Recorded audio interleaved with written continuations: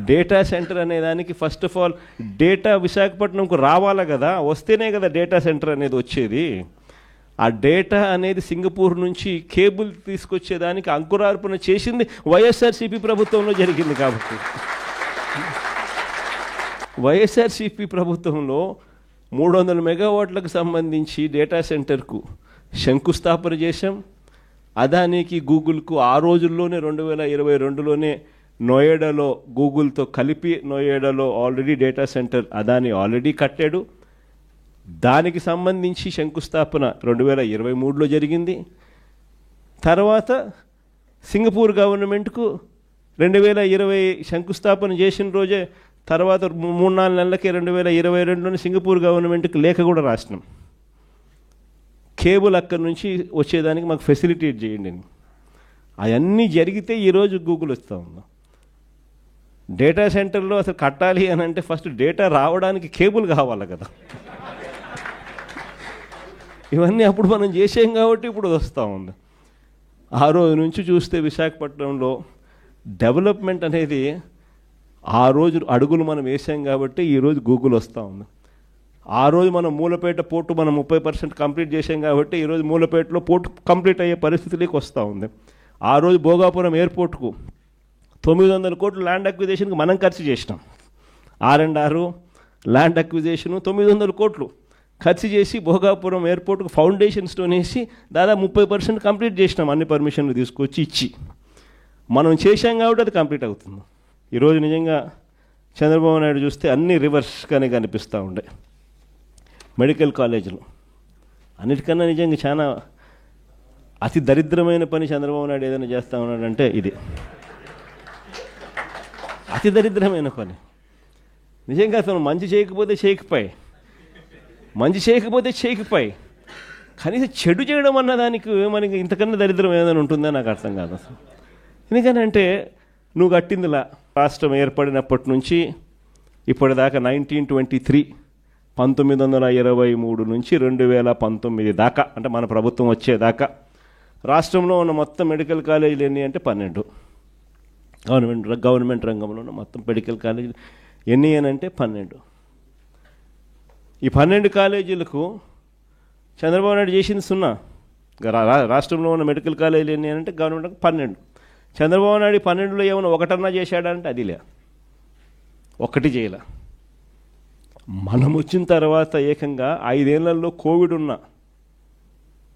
ఉన్నా కూడా 2 సంవత్సరాలు 5 ఏళ్లలో ఏకంగా 17 మెడికల్ కాలేజీలు మనం తీసుకొచ్చే కార్యక్రమం చేస్తాం. ఆ 17 మెడికల్ కాలేజీల్లో అసలు ఒక మెడికల్ కాలేజ్ అన్నది ఎందుకంత ఇంపార్టెంటు, అది చాలా మోస్ట్ ఇంపార్టెంట్ థింగ్. ప్రతి ఒక్కరం కూడా చంద్రబాబు నాయుడు తప్ప మిగతా వాళ్ళందరూ కూడా లాజికల్గా ఆలోచించదగ్గ పాయింట్. అసలు గవర్నమెంట్ ఎందుకు స్కూల్ నడుపుతుంది, అసలు గవర్నమెంట్ ఎందుకు హాస్పిటల్ నడుపుతుంది, గవర్నమెంట్ ఎందుకు ఆర్టీసీ బస్సులు నడుపుతుంది? ఎప్పుడైనా ఆలోచన చేశారా? ఎప్పుడైనా తట్టిందా? ఎందుకంటే గవర్నమెంట్ ఇది చేయకపోతే ప్రైవేట్ వాడు పేదవాడిని మధ్యతరగతిని పూర్తిగా నాశనం చేసేస్తాడు. ఎక్స్ప్లాయిటేషన్ జరుగుతుంది. ప్రైవేట్ ఎక్స్ప్లాయిటేషన్కి చెక్ పడాలి అని అంటే గవర్నమెంట్ అనేది స్కూల్ నడుపుతేనే చెక్కు పడుతుంది, గవర్నమెంట్ అనేది హాస్పిటల్ నడుపుతేనే చెక్కు పడుతుంది, గవర్నమెంట్ అన్నది ట్రాన్స్పోర్ట్ ఆర్టీసీ నడుపుతేనే చెక్కు పడుతుంది. లేకపోతే ప్రైవేట్ వాళ్ళు పేదలను మధ్యతరగతి వాళ్ళను పూర్తిగా ఎక్స్ప్లాయిట్ చేసే కార్యక్రమం జరుగుతుంది. This is common sense. మనము ప్రతి పార్లమెంటును ఒక జిల్లా చేసాం, అంటే ప్రతి 7 అసెంబ్లీ సెగ్మెంట్లకు ఒక పార్లమెంటుకు ఒక జిల్లా చేసాం. జిల్లా చేయడమే కాకుండా ఆ జిల్లాలో ఒక గవర్నమెంట్ మెడికల్ కాలేజ్ తీసుకొచ్చే కార్యక్రమం చేస్తాం. గవర్నమెంట్ మెడికల్ కాలేజ్ ఎందుకు అని అంటే గవర్నమెంట్ మెడికల్ కాలేజ్తో పాటు అక్కడ ఒక మల్టీ స్పెషాలిటీ హాస్పిటల్ కూడా టీచింగ్ హాస్పిటల్గా అవైలబిలిటీలోకి వస్తుంది. ఎందుకనంటే అసిస్టెంట్ ప్రొఫెసర్లు పీజీ స్టూడెంట్సు మెడికోసు వీళ్ళందరూ కూడా అక్కడే పనిచేస్తారు, నర్సింగ్ స్టూడెంట్స్ అందరూ కూడా.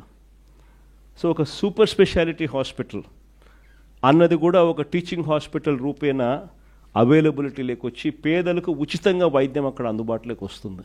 ఎప్పుడైతే ఈ టీచింగ్ హాస్పిటల్ పనిచేయడం మొదలు పెడుతుందో సూపర్ స్పెషాలిటీ హాస్పిటల్ ఎప్పుడైతే అందుబాటులోకి వస్తుందో, ఉచితంగా వైద్యం అన్నది ఎప్పుడైతే పేదలకు మధ్యతరగతి వాళ్ళకు అందుబాటులోకి వస్తుందో, ప్రైవేట్ వాడు ఎక్స్ప్లాయిట్ చేసే అవకాశం తగ్గిపోతుంది.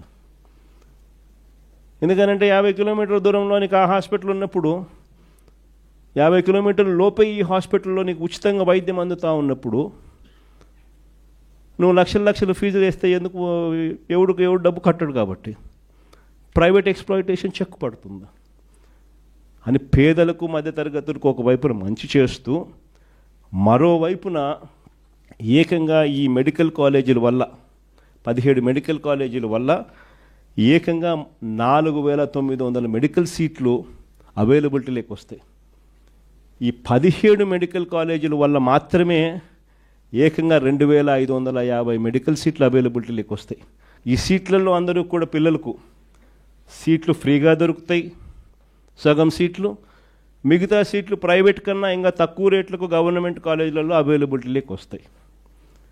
మన పిల్లలు డాక్టర్లు అవుతారు, మన జిల్లాల్లోనే డాక్టర్లు అవుతారు. మన పిల్లలకి ఇన్ని సీట్లు అవైలబిలిటీ ఇక్కడే చదవడం మొదలు పెడితే మన పిల్లలు ఇక్కడే డాక్టర్లు అయి మన ప్రాంతంలోనే సేవలు అందిస్తూ ఉంటారు. సో ఒక గొప్ప కార్యక్రమం జరుగుతూ ఉంటే ఈ 17 మెడికల్ కాలేజీలలో 7 మెడికల్ కాలేజీలు చంద్రబాబు నాయుడు ప్రమేయం లేకుండానే అయిపోయినాయి. మనం ఉన్నప్పుడే ఒక 5 మెడికల్ కాలేజీలు అయితే పూర్తిగా స్టార్ట్ అయిపోయినాయి. 800 సీట్లు కూడా ఆల్రెడీ స్టార్ట్ అయినాయి. కోర్సులు కూడా 3 బ్యాచ్లు కూడా జరిగాయి. ఇంకొక పాడేరు మెడికల్ కాలేజీకి సంబంధించి జూన్లోనే క్లాసులు స్టార్ట్ అయిపోయాయి. పులివెందుల మెడికల్ కాలేజీకి సంబంధించి చంద్రబాబు నాయుడు ముఖ్యమంత్రి అయ్యే నాటికి సీట్లు అలాట్ చేస్తూ, అయ్యా మీకు 50 సీట్లు ఇస్తున్నాము అని చెప్పి లెటర్ వచ్చింది. ఈ మనిషి మాకు సీట్లు వద్దు అని లెటర్ ఎన్నిక రాసినాడు.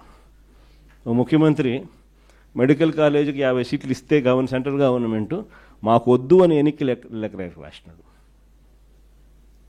మొత్తం 17 కాలేజీలలో 7 మెడికల్ కాలేజీలు రెడీగా ఉన్నాయి. 8,000 కోట్లకు దాదాపుగా 3,000 కోట్లు అప్పుడే ఖర్చు చేసేసి పూర్తిగా కాలేజీలు రెడీ అయినాయి.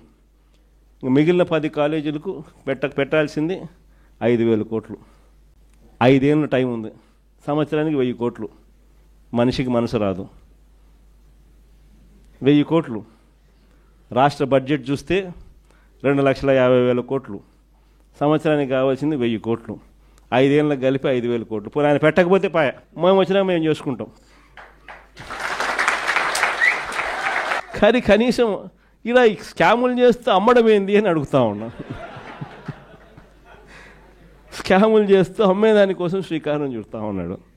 సో ఈ స్థాయికి దిగజారిపోయిన ఈ మనిషిని నిజంగానే క్వశ్చన్ చేయగలిగిన వ్యక్తులు ఎవరైనా ఉండారు అని అంటే అది యంగ్స్టర్స్ నుంచి మొదలు కావాలి. ఇవన్నీ మీరు ముందుకు తీసుకొని పోవాలి. రాష్ట్రంలో 1 కోటి సంతకాల సేకరణ జరుగుతూ ఉంది. 1 కోటి సంతకాల సేకరణ జరుగుతూ ఉంది. స్టూడెంట్ వింగ్స్ను, యూత్ వింగ్స్ను ఏకంగా గ్రామ స్థాయిలోకి తీసుకొని పోయే కార్యక్రమం చేయడానికి YSR Congress party initiation already start అయింది. అందులో భాగంగానే నియోజకవర్గ స్థాయిలో అనుబంధ విభాగాలకు సంబంధించి అధ్యక్షుడిని వేయడం, మండల స్థాయిలో కూడా అనుబంధ విభాగాలకు సంబంధించి అధ్యక్షుడిని వేయడం ఆల్రెడీ కంప్లీట్ అయిపోయింది. మండల స్థాయి నుంచి ఇంకా గ్రామ స్థాయిలోకి పోయే కార్యక్రమానికి ఇప్పుడు అడుగులు పడుతూ ఉన్నాయి. గ్రామ స్థాయిలో కూడా స్టూడెంట్ అనుబంధ విభాగం రావాలి, యూత్ అనుబంధ విభాగం రావాలి.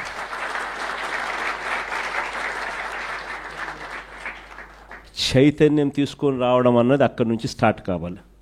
ఈ యుగంలో డ్రైవ్ చేసేది మీరు. మీ చేతుల్లోనే భవిష్యత్తు ఉంది. మీరు ఎలా డిసైడ్ చేస్తే ఆ గవర్నమెంట్ వస్తుంది. ఈ గవర్నమెంట్ సిట్ అంటే సిట్, స్టాండ్ అంటే స్టాండ్.